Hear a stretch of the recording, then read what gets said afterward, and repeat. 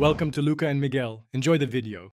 You'll start by powering the Google Home and confirming your phone is on the same network. This matters because the app auto-detects devices on the local Wi-Fi. Once the device shows a steady light, open the Google Home app.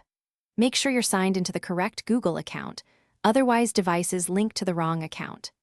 Tap the plus icon to add a device, select Setup Device, and choose New Devices so the app can locate your Google Home automatically. Once the app finds your Google Home, tap the device and follow on screen pairing. You'll hear a confirmation sound from the speaker. This verifies you're connecting to the right unit. Next, choose the Wi-Fi network you want it to use and type the password exactly, because Wi-Fi credentials are case-sensitive and wrong input prevents internet access. After connection, assign the device to a room and optionally configure voice match. These steps organize devices and personalize responses for you. To finish, allow any firmware updates to install and give the Google Home a recognizable name.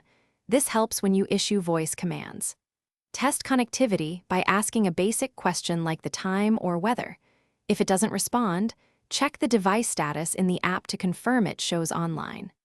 If problems persist, restart your router and the Google Home, move the unit closer to the router, and as a last resort, perform a factory reset. This clears persistent configuration issues and lets you start setup again. Thanks for watching and please subscribe. It's the best investment you'll ever make.